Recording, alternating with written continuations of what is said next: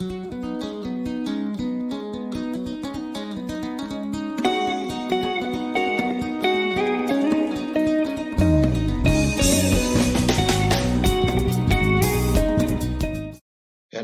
and welcome. We are continuing with our work in history, and the topic that we are looking at now is the French Revolution. The French Revolution. This topic is one of those best topics, and it is reasonably long, but it covers some of the aspects that are very, very much important in as far as the modern world is concerned. So we are going to look at the French Revolution as in history from two. So let us be together. Let us walk through together, because we are going to, in this topic, we are going to look at what the definition of the revolution. We are going to look at the causes of this French Revolution and the cause of the revolution. What were the things that were happening, or the happenings during that French Revolution? And we are also going to look at the contributions of different people into this revolution, especially women. The role that were played by women in this French Revolution. And we are also going to mention about a certain figure by the name Napoleon Bonaparte, and what role did he play in this French Revolution. And all in all, we are also going to look at what are the contributions of this French Revolution to the modern world. Why is it important today to study this French Revolution? What has the world benefited from this French Revolution? So that's why I said that this is one of those important lessons or important topics. So let us be together. Let us move through together in this French Revolution. Now let us look at the definition of this French Revolution. So when we say revolution, it has different meanings in different contexts. But in political science, the study of politics, a revolution refers to a forcible overthrow of a government or social order in favor of a new system by those governed. For example, we have the famous examples of the world revolutions. For example, we have the American Revolution, which was there in 1775, and the French Revolution, 1789, and the Chinese Revolution, 1911, and the Russian Revolution, 1917. So these ones are some of the examples of the revolution that the world has experienced so far. So French Revolution refers to a period of time in France between 1789 and 1799, when people overthrew the monarchy and took control of the government. So in France, there was that one, the French Revolution, whereby they overthrew the monarchy, the kingship that was there between 1789 and 1799. So the upheaval, the rising, was brought about by the discontent in the population and led to the overthrow of the Bourbon monarchy under King Louis number 16. So that's what happened. So people were not happy with the ruling of the monarchy, the Bourbon monarchy in France. As a result, they overthrew that monarchy during the time of King Louis number 16. So the government underwent a sudden change from a monarchy to a republic. So it was just like all of a sudden they changed to say no more kingship. Now we have the republic, a government by the people. Then a republic is a government which is ruled by an elected leader rather than a king or a queen. So they changed into a republic whereby they elected the leader. The French society under the ancient regime or the old regime before the revolution, how was the society in France before that revolution? So before the 1789, France was a monarchy, as we have said. So the king was above the law. So when we talk of the monarchy, the word of the king is the law. If he says you are going to be killed today, then that is done. The letter, the cachet empowered the king to imprison anyone he so wished. So the law there empowered the king to say, all right, they had to do whatever they want. So letter de cachet, French letters of the sign, was a letter signed by a king of France and bearing official seal or a cachet authorizing imprisonment without trial of a named person. So we see to it there was just a seal from the king. That one was enough to do anything, to carry out anything in the French government.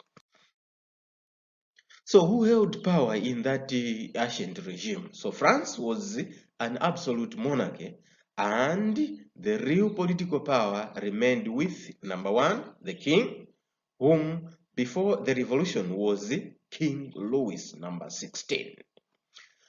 And the royal council, the king's advisors, they were also very powerful. And also the intendants, the agents of the king in the provinces. So those ones again, they had the power. So by 1789, France was one of the richest and powerful nations in Europe, and its king was the King Louis, as we have been mentioning, King Louis number 16. So the monarchy stuck to outdated social system that had emerged during the Middle Ages, which divided the society into three classes. So this monarchy, they were strictly following the class system, the social class system, just as it was started in the Middle Ages. So what were these social class systems? Number one, there was the first estate, the first estate. So this comprised the Roman Catholic clergy, the church leaders, which made about 1% of the total population, and yet it owned 10% of the land. So it was divided into two groups. The first estate was divided again into two groups. That is the clergy. The upper clergy consisted of the archbishops, the bishops, and the abbots. So it was very rich through its land possession and charging high tithe and other fees. So the clergy was closely linked to the monarchy. So this relationship was strengthened by the religious ceremony of coronation, which symbolized the monarch's divine rights to rule. So they also enjoyed privileges like exemption from taxes, and only Roman Catholic Church was recognized by law. So it was collected, it also collected the tithe on all products of the soil and its land property. So that was the first group of the upper clergy, very rich and very closely related to the monarchy. And there was also the lower clergy. The lower clergy, which included the poorly paid village priests who had to suffer along with the third class peasants. So there were also the village pastors. Those ones, again, they were suffering just the same as the peasants. The second estate comprised of the nobles who owned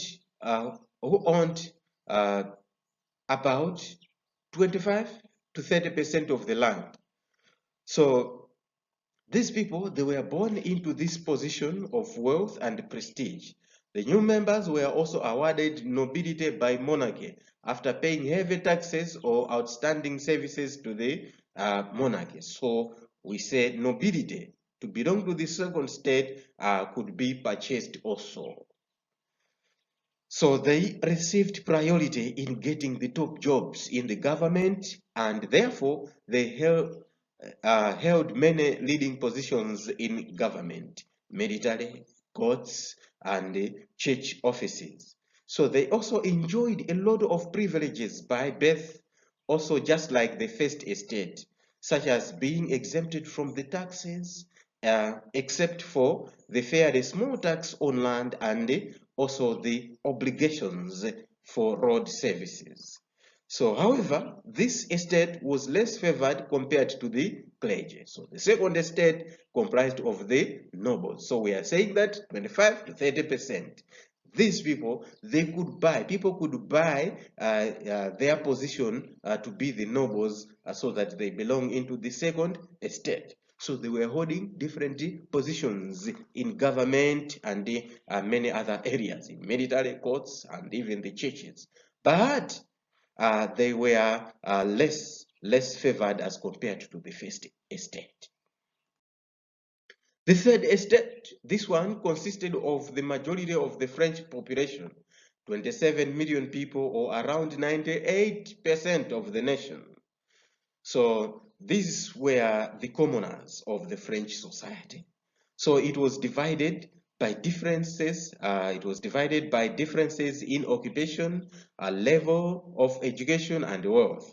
So the third estate also had its categories, but they were the majority, the commoners of the French society, the commoners, those who were just the common people. They belonged to this third estate. But they were also divided into different occupations. So, for example, number one, we are the bourgeoisie or the middle class. So this group owned about 20 to 25% of land, and it was 8% of the population and highly ranked in the estate. In the estate of the third class, they were the bourgeoisie. They owned land. So they were the common people who owned land. So the group included the merchants, bankers, industrialists, as well as the professional people like the lawyers, the holders of public offices, doctors, writers, and these were also very unhappy.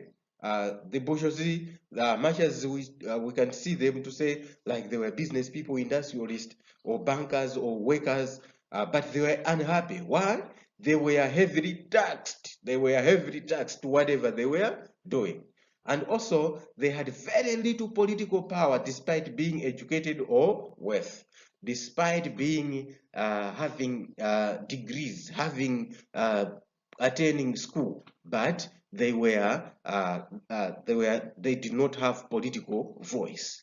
Even if they were business people, they were just heavily taxed and they did not have political or people power.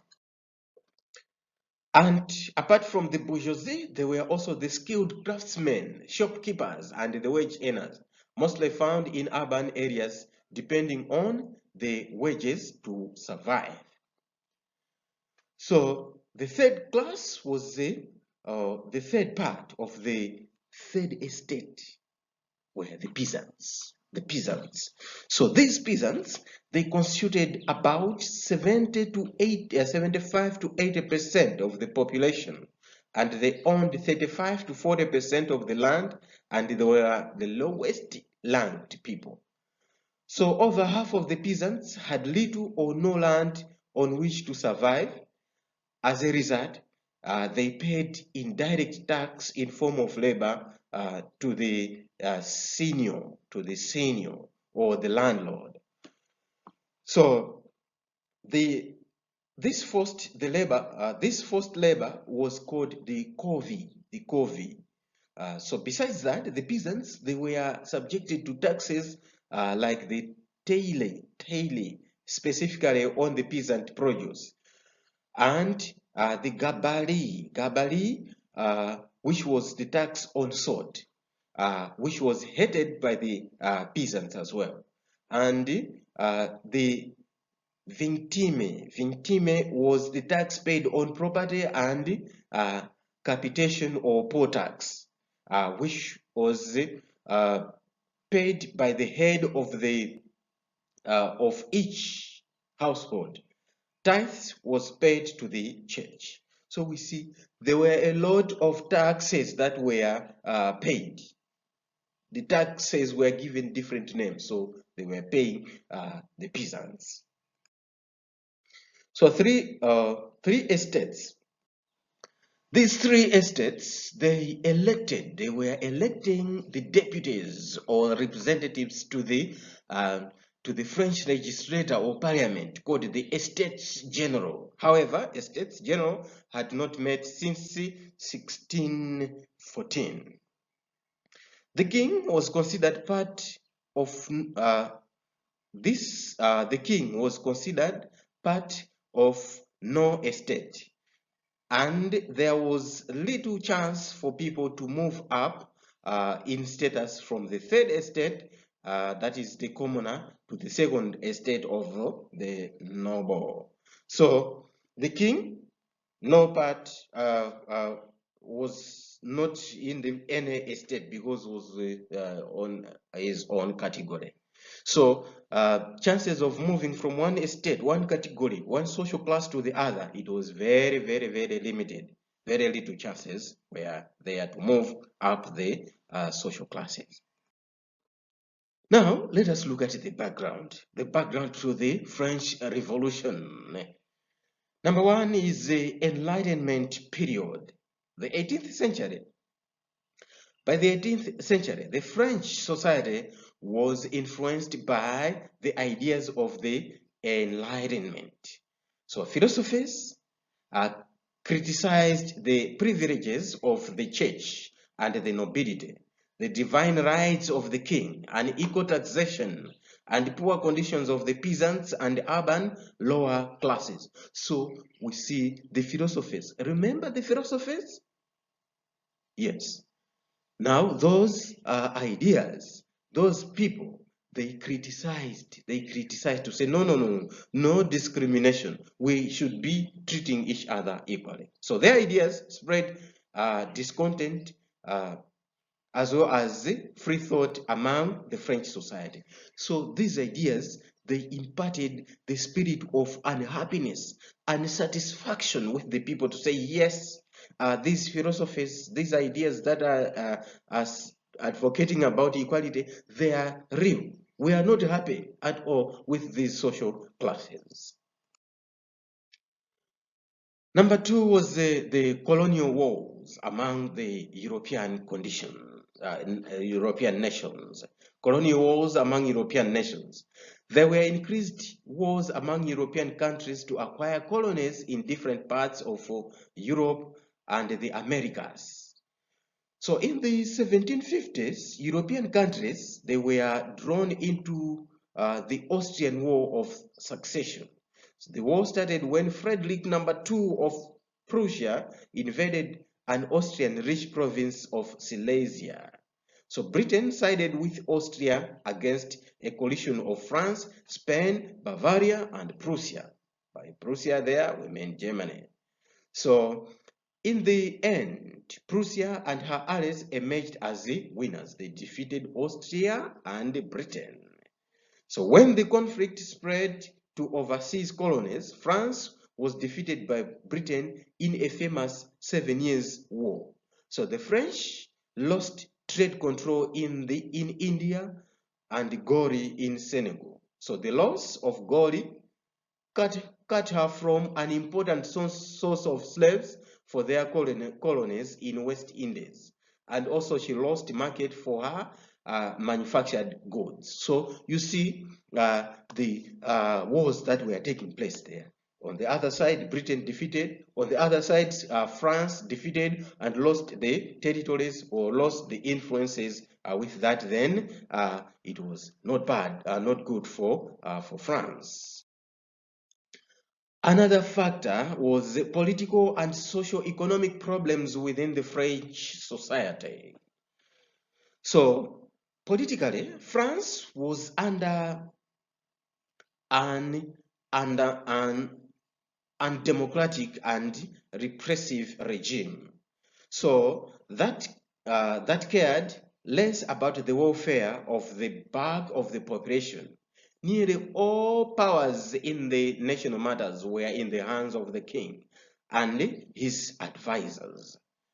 So, economically, the finances of the government during the reign of King Louis number 16 were deteriorating. They were going down. They were going bad. So this was because France's support to America during the war of their independence in 1775 up to 1783. Also, there was the extravagance and luxury of the court at Versailles, which housed the royal family, and bad financial management made by the expenditure to exceed its income. So this made France accumulate huge debts. So we see to it that the political and socio-economic problems within that French society contributed a lot to the French Revolution, whereby the king held all the power. Apart from that, the kings were engaging in luxury life at Versailles, there where they were staying. And also they supported the Americans to fight for their independence during those years at their own expense, at the France expense. That one contributed to the people to be very unhappy. So many social problems faced the French society before the revolution. There was segregation in all the fields government or army and the church was the most annoying. So the division of the people according to the classes was another major social issue. Those who were not favored felt unwanted. Many were therefore ready to join opposition against the government whenever such an opportunity presented itself. So people were not happy, especially the church. It was enjoying everything at the expense of the poor people. So people, again, the majority, they felt unwanted in France. So they were just ready to say, should there be an opposition against the government, we are going to join that opposition.